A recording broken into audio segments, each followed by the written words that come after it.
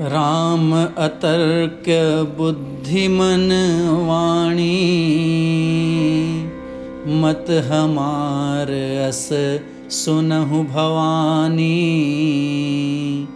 भगवान भूत भावन भोलेनाथ मैया पार्वती से कहते हैं कि प्रभु श्री रामचंद्र जी की महिमा को समझना मन, बुद्धि और वाणी की बात नहीं है। अर्थात प्रभु श्री रामचंद्र जी के प्रभुत्व को, उनके स्वामित्व को हम सांसारिक जीव अपने मन से, अपने बुद्धि से, अपने वाणी से, तर्क से, ज्ञान से, विज्ञान से नहीं समझ सकते। तो फिर कोई तो उपाय होगा, कोई तो तरीका होगा जिससे हम अपने प्रभु के कृपा पात्र बन सकते हैं।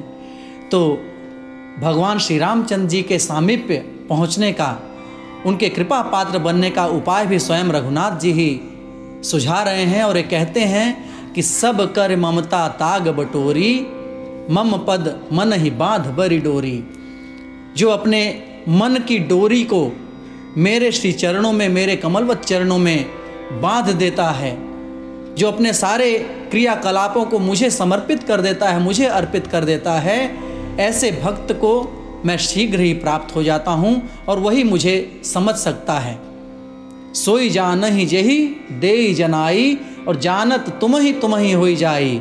यानी जिसे भगवान अपना कृपा पात्र बनाना चाहते हैं, जिसे वे अपना भेद बताना चाहते हैं, वही उनके भेद को समझ सकता है, वही उन्हें जान सकता है। और उन्हें जान लेने के बाद जीव स्वयमेव भगवान स्वरूप हो जाता है, ईश्वर तुल्य हो जाता है, उन्हीं का स्वरूप उसे प्राप्त हो जाता है।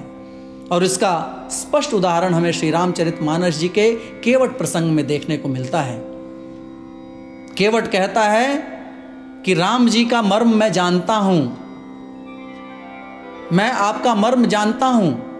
लक्ष्मण जी हैरान हैं कि जिनके मर्म को, जिनके भेद को बड़े बड़े संत मुनि ज्ञानी स्वयं ब्रह्मा विष्णु नहीं जानते, उनके मर्म को ये केवट कहता है कि मैं जानता हूं, राम तुम्हार मर्म मैं जाना। बड़ी विचित्र सी बात है, लेकिन सत्य है। और ऐसा इसलिए वो इसलिए जानता है क्योंकि स्वयं रघुनाथ जी उसे अपना मर्म बताना चाहते हैं, जनवाना चाहते हैं। तो सोई जानहि जई देई जनाई, जिसे जनवाना चाहते हैं, जिसे बताना चाहते हैं, जिसे समझाना चाहते हैं, वही उनके प्रभुत्व को, उनके स्वामित्व को, उनकी प्रभुता को समझ सकता है, जान सकता है। अन्यथा कोई और ज्ञानी, विज्ञानी, प्रकांड पंडित उनको नहीं समझ सकता।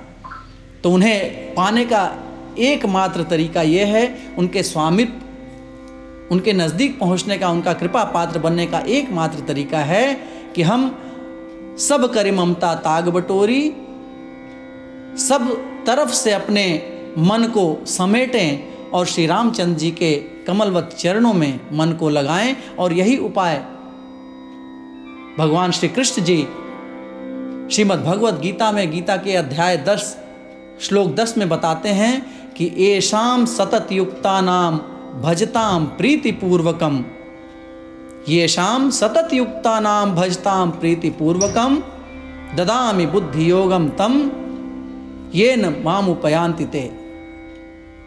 वे लोग, ऐसे लोग जो नित्य प्रति सतत रूप से मेरे श्री चरणों का ध्यान करते हैं, मुझे स्मरण करते हैं, उन्हें मैं अपनी कृपा प्रदान करता हूँ, उन्हें ऐसी योग विद्या प्रदान करता हूँ जिससे वे मुझे समझ सकते हैं और मुझे प्राप्त कर सकते हैं।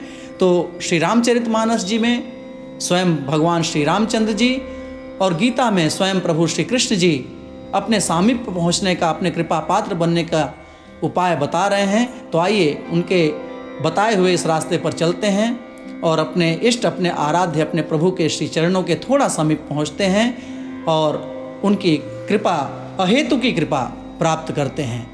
और ऐसे ही छोटे छोटे अन्यत्र प्रसंगों को सुनने के लिए, अपने रघुनाथ जी के और करीब पहुँचने के लिए, अपने इष्ट, अपने आराध्य को पहचानने के लिए जुड़े रहते हैं इस चैनल से। इस चैनल को सब्सक्राइब करें, लाइक करें और शेयर करें। जय श्री सीताराम।